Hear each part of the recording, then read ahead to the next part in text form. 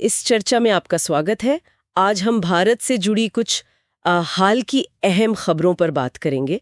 हमारे पास कई स्रोत हैं, इनमें विमानन सुरक्षा की चिंताएं हैं, कुछ कूटनीतिक कोशिशें और हाँ, नेतृत्व में बदलाव की खबरें भी हैं।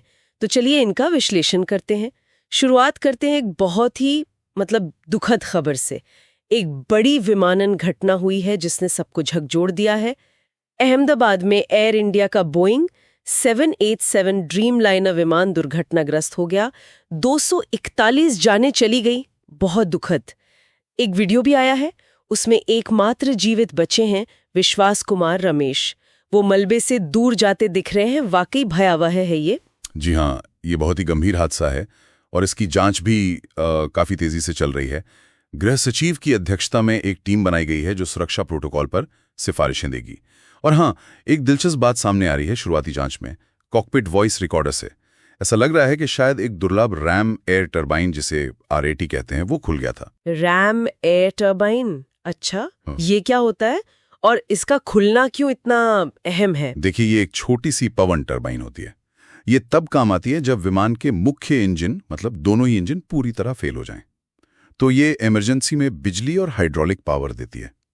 इसका खुलना अपने आप में बहुत असामान्य है, बेहद रेयर, और ये इशारा करता है कि शायद दोनों इंजन एक साथ फेल हो गए हों। ये एक बहुत बड़ी गंभीर विफलता है। ओहो। तो ये सिर्फ एक हादसा नहीं है, ये विमान के डिजाइन पर, उसके रखरखाव पर कई गहरे सवाल खड़े करता है। अब सुरक्षा उपायों की जो समीक्षा होगी वो महज एक औपचारिकता नहीं हो सकती, ये बहुत जरूरी है। सही बात है। और चिंता की बात यह है कि ये अकेली घटना नहीं लग रही। उत्तराखंड में भी तो 15 जून को एक हादसा हुआ, तीर्थयात्रियों वाला हेलीकॉप्टर क्रैश हुआ, उसमें भी 7 लोगों की जान गई। हाँ, वो भी बहुत दुखद था। और फिर अहमदाबाद वाली इस त्रासदी के फौरन बाद एक और एयर इंडिया ड्रीमलाइनर AI315, उसे भी तकनीकी खराबी के कारण डाइवर्ट करना पड़ा। और एक खबर ये भी थी कि क्रू के ड्यूटी टाइम लिमिट पूरी होने की वजह से मुंबई अहमदाबाद की एक एयरबस A321 फ्लाइट भी रद्द हुई। ये सब एक साथ होना तो हवाई सुरक्षा पर गंभीर सवाल खड़े करता है ना? बिल्कुल बिल्कुल। ये घटनाएं एक साथ होना महज संयोग तो नहीं लगता। ये दिखाता है कि भारत में हवाई यात्रा की सुरक्षा को लेकर आम लोगों में कितनी गहरी चिंता है। और आपने देखा होगा, दुर्घटना के बाद एक सोशल मीडिया रील आई थी, असंवेदनशील सी। उस पर जो गुस्सा फूटा लोगों का, हाँ। वो भी इसी बेचैनी को दिखाता है। लोग जानना चाहते हैं कि क्या सफर करना अब भी सुरक्षित है। ये एक बड़ा सवाल है। तो ये सुरक्षा वाली चिंताएं तो हैं ही, लेकिन दूसरी तरफ देश की नजर भविष्य की योजनाओं पर भी है, खास तौर पर वैश्विक मंच पर।